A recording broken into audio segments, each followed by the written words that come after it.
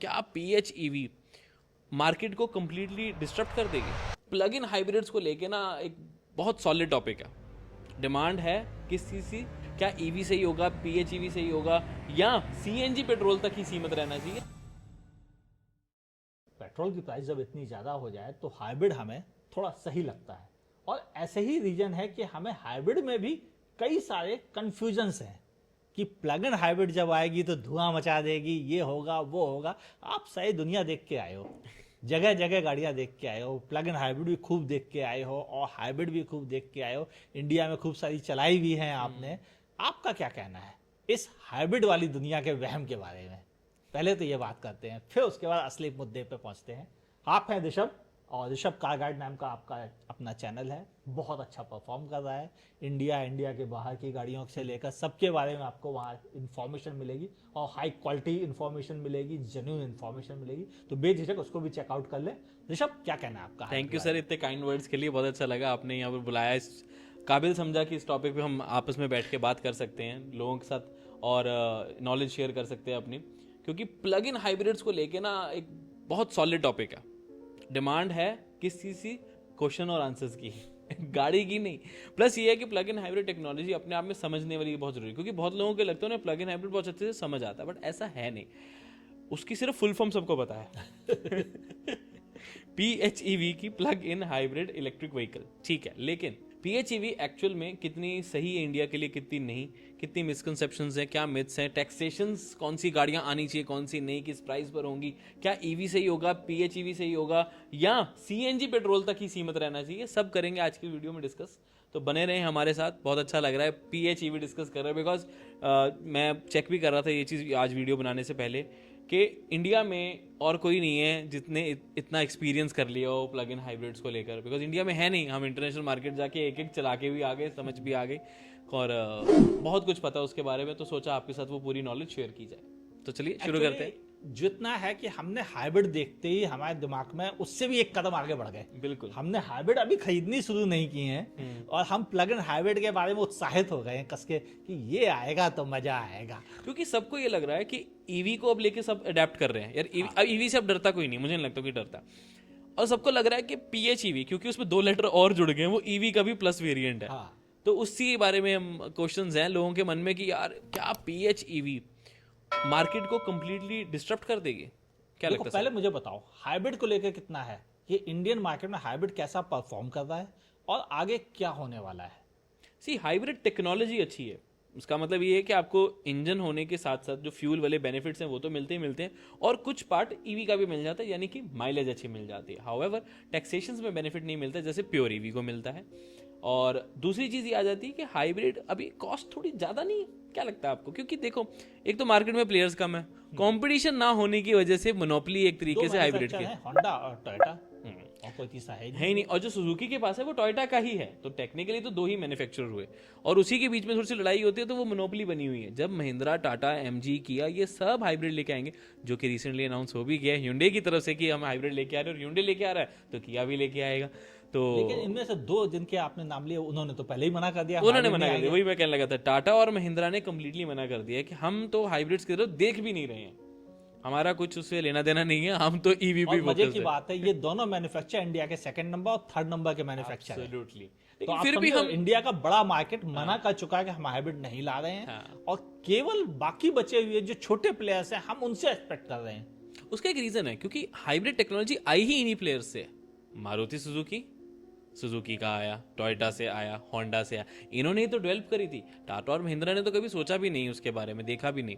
और रही बात ह्यूंडई और किया की, ह्यूंडई तो और किया भी इनफैक्ट इंटरनेशनल मार्केट में तो पूरी हाइब्रिड से अच्छी खासी बिकती हैं, कोई दिक्कत नहीं है, काफी अच्छा बेच रहे हैं। और लगभग हर बड़ी कार जिसकी कीमत इंडिया मार्केट में 20 लाख के आसपास है, उसमें वो देते चले जा रहे हैं हाइब्रिड, अपने एक इंजन ऑप्शन दे रहे हैं। अभी मैं स्कोडा की कॉन्फ्रेंस में मौजूद था जिन्होंने कॉडियक लॉन्च की थी, तो जब चला रहा था तब मेरी डिस्कशन हुआ कि आपने अपना हाइब्रिड क्यों नहीं लाया, जबकि आप इंटरनेशनल मार्केट में उसी कॉडियक को हाइब्रिड के साथ बेचते हो, तो इंडिया क्यों नहीं? उन्होंने कहा भैया इंडिया रेडी नहीं है, यही कार जो हम 50 लाख की बेच रहे हैं ये लोग अफोर्ड नहीं कर पा रहे हैं, तो वो प्लग इन और हाइब्रिड क्या अफोर्ड करेंगे, वो तो और महंगी हो जाएगी।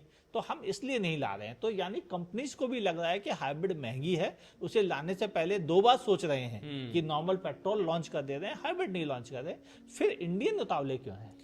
आप सबके मन में एक क्वेश्चन आ रहा होगा कि यार फिर BMW, मर्सिडीज इंटरनेशनल मार्केट में भी और इंडिया में भी hybrid, mild hybrid, strong hybrid, plug in hybrid क्यों देते हैं? क्योंकि जब पर्सन इतनी महंगी गाड़ी दे रहा है वो माइलेज का थोड़ी सोचता है, क्योंकि हाइब्रिड का काम सिर्फ माइलेज एक्स्ट्रा देने का नहीं है, पावर असिस्टेंस का भी है, जो कि बहुत लोग मिस कर जाते हैं। बहुत लोग शुरू में ईवी को नहीं समझते थे कि वो कितनी अच्छी पावर देते हैं, उनको लगता है सिर्फ रेंज ज़्यादा मिलेगी, अच्छा 5 रुपये की बिजली, 10 रुपये की बिजली लगेगी, बट वो ये नहीं सोचते थे कि एक ईवी में पेट्रोल डीजल से कई ज़्यादा टॉर्क होती है इंस्टेंटली, बिकॉज एक मोटर और बैटरी का कॉम्बिनेशन है। Same goes for hybrid as well, because वहाँ पर भी आपको एक कॉम्बिनेशन मिलता है। तो आज की डेट में भी अगर आप महंगी से महंगी स्पोर्ट्स कार भी देखोगे, उसमें भी इलेक्ट्रिक मोटर बैटरी का कॉम्बिनेशन आता है, बिल्कुल, माइलेज के लिए नहीं, पावर असिस्टेंस देने के लिए। बात समझिए, जब आप 2 करोड़ 3 करोड़ 4 करोड़ की कार ले रहे हैं तो वो इलेक्ट्रिक मोटर लगाकर आपको एक इमीडिएटली जब आप पंच करते हैं, थ्रॉटल देते हैं, तो आपको एक्स्ट्रा मजा देने के लिए वो इलेक्ट्रिक को साथ में लगा देते हैं, बोले ले मजा ले ले, क्योंकि अब इंजन तो बड़ा लगा नहीं सकते, अगर इंजन बड़ा लगाएंगे तो एमिशन नॉर्म्स उनको गले में आकर अटक जाएंगे, तो इसलिए उन्होंने कहा चलो मोटर लगा देते हैं, बैटरी लगा देते हैं छोटी सी, इसलिए देते हैं। लेकिन वो हम इंडियंस कितनी खरीदते हैं? बिल्कुल, हम तो खरीदते हैं वो कारें जो 10 लाख से शुरू होती हैं और 25 लाख में खत्म हो जाती हैं। हमारा पूरे दुनिया जहान तो यही 10 से 25 लाख की क्षमता पड़ा हुआ है, फिर हमारे लिए कितनी यूजफुल है।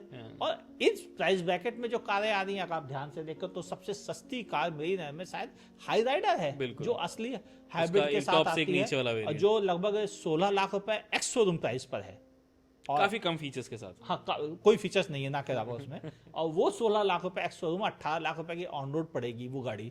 फिर उसके बाद अगर हम बढ़े तो अगली कार ग्रैंड विटारा, जो कि सिमलिंग है भाई, और फिर जो आई है वो होंडा के पास सिटी EHEV नाम से वो दे रहे हैं, वो भी 22 लाख 23 लाख रुपए की कार है। और फिर उसके बाद जो पहुंचती है वो हमारी इन्विक्टो, और वो छोड़ देते हैं अभी उनको, हाई क्रॉस इन्विक्टो चले में जाती है, बहुत महंगी चली जाती है। देखा जाए तो हमारे पास गिनी चुनी 25 लाख से नीचे 2 कारें हैं केवल।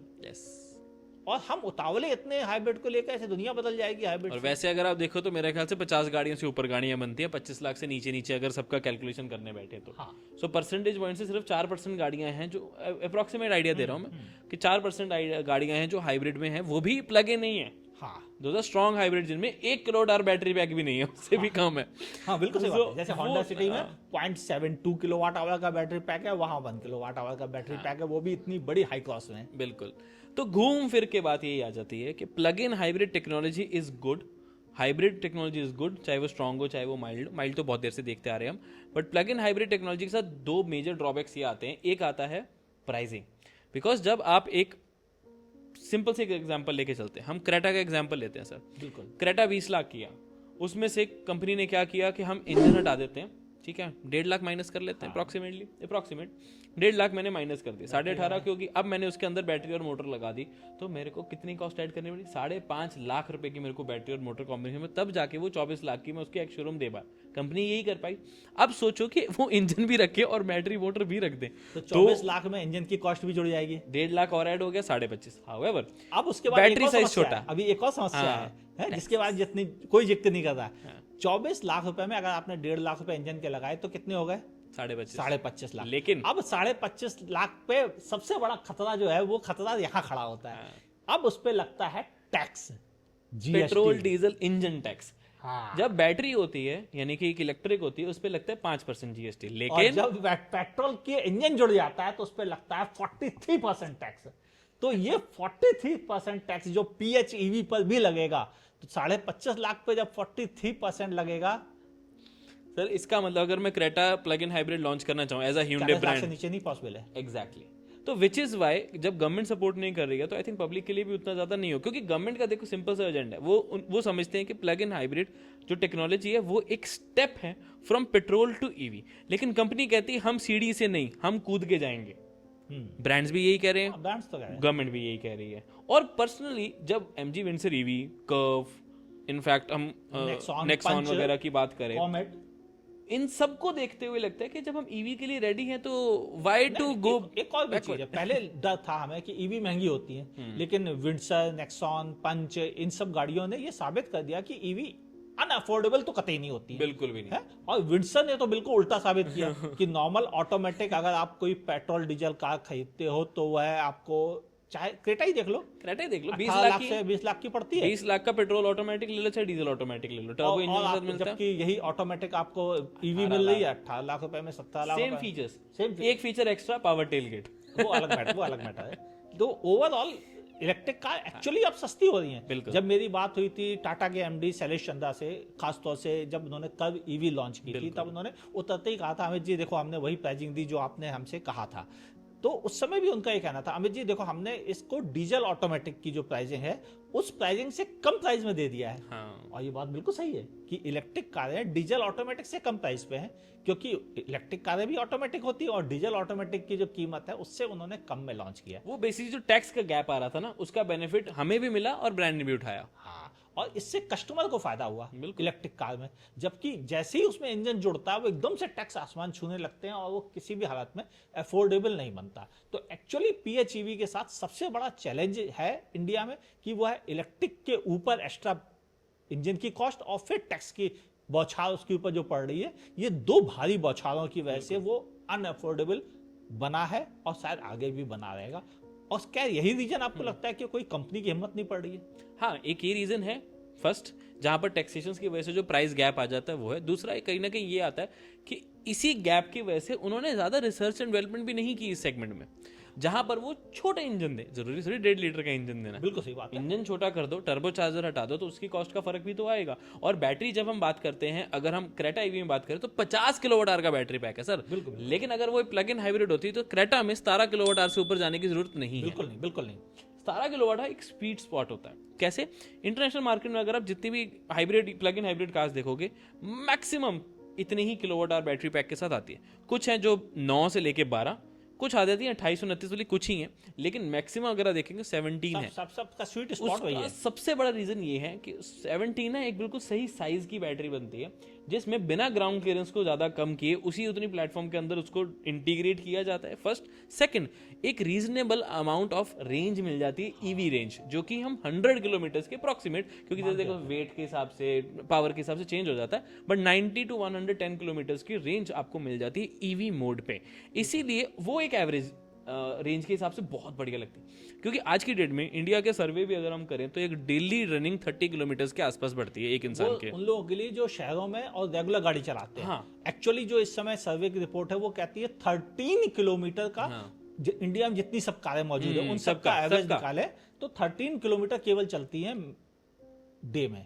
30 मैंने उस हिसाब से लिया है कि जो शहर में ईवीज ले सकते हैं, जो एक्चुअल चलते हैं, जिनको जरूरत है गाड़ियों की। 10 से नीचे तो सोचता हूँ जरूर रहने दो गाड़ी। लेकिन ये बात सही है कि लोग यहाँ स्टेटस सिंबल के लिए गाड़ी खरीदते हैं और 10-10, 15-15 दिन में एक बार चलाते हैं। उनके लिए तो गिनना गलत है, लेकिन ये बात सही है कि प्लग इन हाइब्रिड एक्चुअल में अगर आप 70, 80, 100 किलोमीटर जो उसकी रेंज है उससे 10, 15, 20 किलोमीटर और नहीं चलाएंगे तो वो तो वैसे ही नहीं आपकी रेंज में आने वाली। और ऊपर से उनके ऊपर लगने वाला भारी भरकम टैक्स बड़ी समस्या है। अगर 18 किलोवाट का भी बैटरी पैक लेके चलते हैं, जैसे हम क्रेटा से घटा भी दें, मतलब 50 की जगह 18 किलोवाट लगा देते हैं, तो कीमत में तो सिर्फ 2 लाख ही तो कम हो रहे हैं। 40 लाख में से अगर 2 लाख कम भी हो गए, 38 हो गए, तो कोई फर्क नहीं पड़ा। मेन तो टैक्सेशन है। और दूसरी चीज टेक्नोलॉजी का भी चैलेंज है कि टेक्नोलॉजी जब आप पीएचईवी के लगाते हैं तो वो ज्यादा गिनती में नहीं है। Software, hardware, servicing, copyright, trademark fees, patent fees, ये सब चीज जोड़ते चले जाएं तो उसका एक अमाउंट बनता है। और अगर आप वर्ल्ड वाइड भी अगर ध्यान से देखें तो चाइना, जो इस समय वर्ल्ड का सबसे बड़ा कार मैन्युफैक्चर हब है, और ध्यान से देखा जाए हम इंडिया चिढ़ते हैं चाइना से, ये सच बात है, हमें मुझे कबूल करते हुए कोई संकोच नहीं और कोई शर्म भी नहीं इसमें कि हमें नहीं चाइना पसंद है। लेकिन ये मानने से इनकार नहीं है कि चाइना हमसे 20 साल आगे जा चुका है टेक्नोलॉजी के मामले में और वही लीड कर रहा है पूरे वर्ल्ड को। ये कबूल करने में मुझे कोई तकलीफ नहीं है, ये जानते हुए भी कि हाँ मैं उसे पसंद नहीं करता हूँ। फैक्ट तो यही है। और वही सबसे ज्यादा पीएचईवी है, पूरे वर्ल्ड की सबसे ज्यादा पीएचईवी चाइना में है। और वो इसलिए है क्योंकि चाइनीज लोग जो छोटा मोटा साइकिल में ही चलते हैं, मैक्सिमम लोग जो थोड़ा बहुत बाहर निकलते हैं वो पीएचईवी पे चले जाते हैं। क्यों? क्योंकि वहां डीजल कॉमन नहीं है। डीजल कारों में नहीं, बात ही नहीं करता कि डीजल की वहां पर कोई बात नहीं, मतलब ही नहीं है। और चाइना इतना बड़ा मार्केट बन गया है कि वर्ल्ड की आधी कारों को कंट्रोल कर रहा है वो इस समय। तो जब आधी कारें कंट्रोल हो रही तो आधा मार्केट भी वहीं से कंट्रोल हो रहा है। ट्रेंड भी वही सेट करता ट्रेंड भी वही सेट कर रहा है। मतलब ये हम कहीं नहीं स्टैंड करते, हम वर्ल्ड की तीसरी सबसे बड़ी मार्केट है ऑटोमोबाइल में, फिर भी हम कहीं स्टैंड नहीं करते। हमारी डिसीजन मेकिंग हमारी नहीं है आज की डेट में भी। Chinese automobile manufacturers, Chinese equipment manufacturers, वो सब डिसाइड करते हैं कि किस तरह का ट्रेंड इंडिया में या बाकी मार्केट्स में भी लेके आया जाएगा।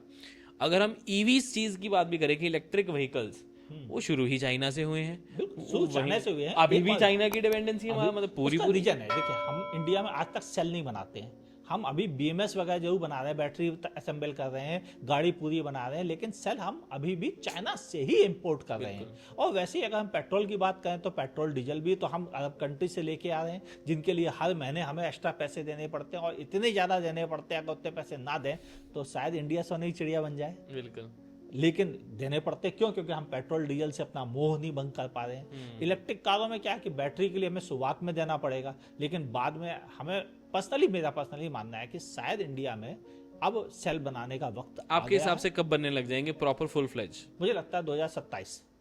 मुझे भी यही लगता है 2 साल का से सेल इंडिया में बनने लग जाएंगे, और उन सेल से फिर BMS और बैटरी मैनेजमेंट सिस्टम नए ढंग से तैयार करके उसे बेचना शुरू। आपको लगता है 2027 में गाड़ियां सस्ती होनी चाहिए या फिर इसी प्राइस में बहुत ज्यादा ऑप्शंस अवेलेबल होनी चाहिए? मुझे लगता है कि 2027-28 जो ईयर होगा ये EV की तरफ मोल्ड करने वाला ईयर बनेगा, और उस समय हमारे पास मल्टीपल ऑप्शन होंगे, इंटरनेशनल सेल वाली कारों के और इंडियन मैन्युफैक्चरर्स वाली सेल वाली कारों के ऑप्शन होंगे, और फिर हमें प्राइस में खेलने का मौका मिलेगा।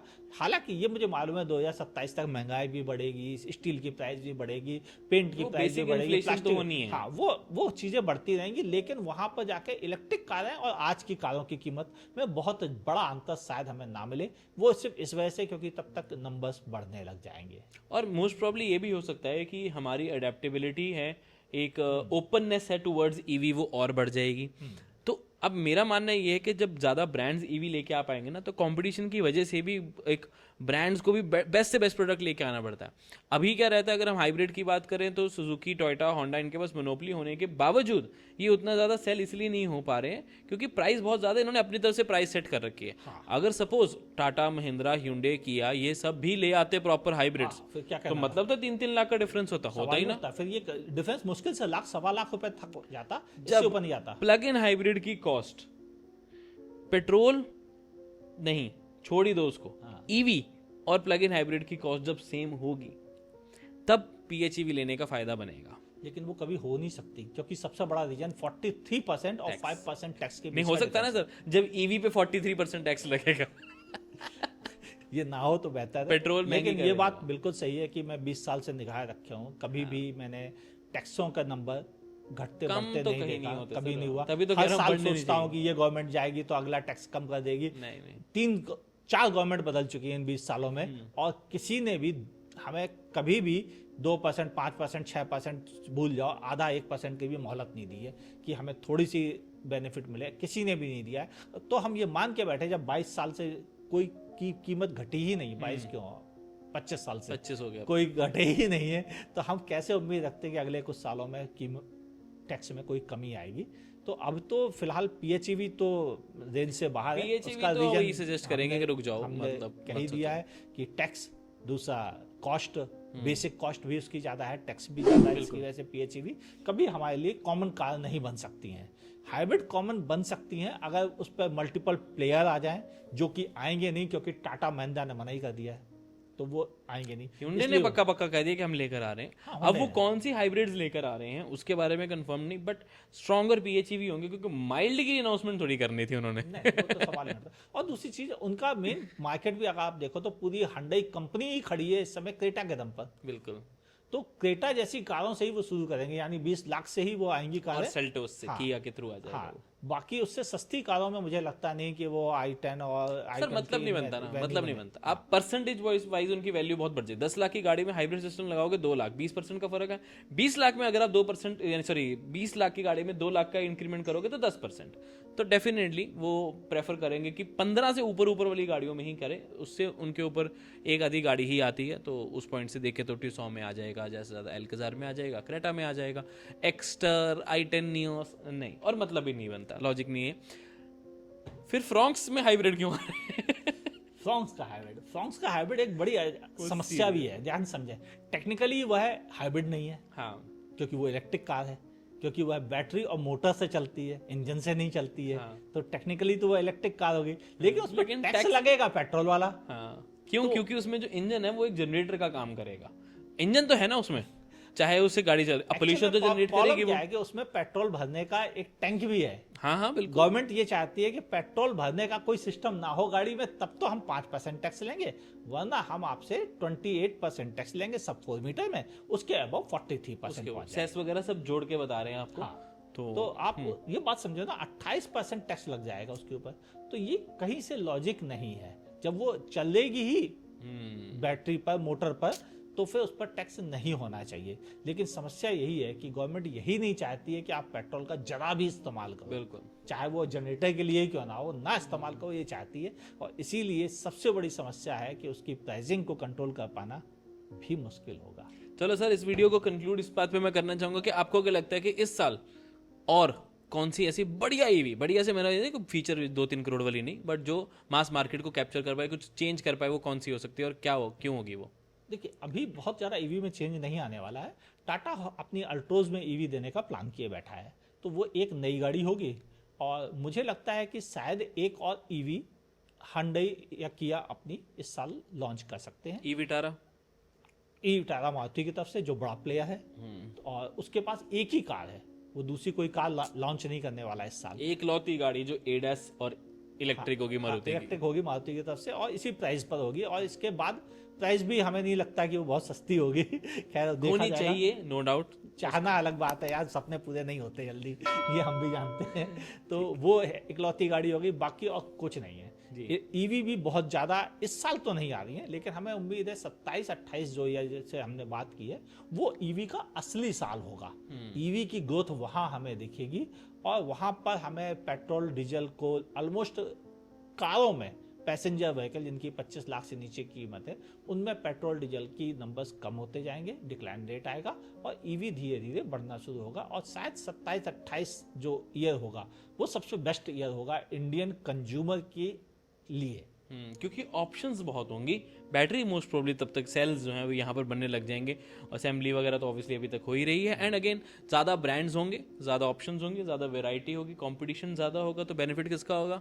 हमारा, हम कंज्यूमर का। जितनी ज्यादा कंपनी, उतना हम इंडियंस का फायदा है। बिल्कुल। लोग कहते हैं सब विदेशियों को भगा दो, उनको पता नहीं है जैसे ही भागेंगे ना, ये आपको खाने के लाले पड़ने वाले हैं, क्योंकि रोजगार से लेकर नया नया क्या क्या चीज लेके बहुत जाएंगे। चीज़ें सर, बहुत एक्चुअली है कि जितनी ज्यादा कंपनी इंडिया आए, अलग बात है कि हमारी गवर्नमेंट ने चाइनीज कंपनी को रोक रखा है, अगर रोके ना तो इंडिया में इतनी सस्ती कारें होंगी बिल्कुल सर, कि हम शायद उसको, भले हम चाइना से को पसंद नहीं करते, नफरत करते हैं, सीधे सच्चे शब्दों में, हाँ। यही बात है, लेकिन फिर भी उस सच को एडवांस कबूल, तो सर वो है ही है ना अल्टीमेटली। कि वो जब आप अपनी कारें लेके आएंगे और उसी टैक्स पे लेके आएंगे, तो भाई साहब हम इंडियंस ये सारी कंपनीज को किनारे लगा देंगे और उन्हीं की कारें खरीदेंगे। और शायद इसीलिए गवर्नमेंट ने उन पर थोड़ा रिस्ट्रिक्ट कंट्रोल भी कर रखा है कि रखा भाई है। तू मता, तू वहीं रहे, हम ही को खुल लेने दे।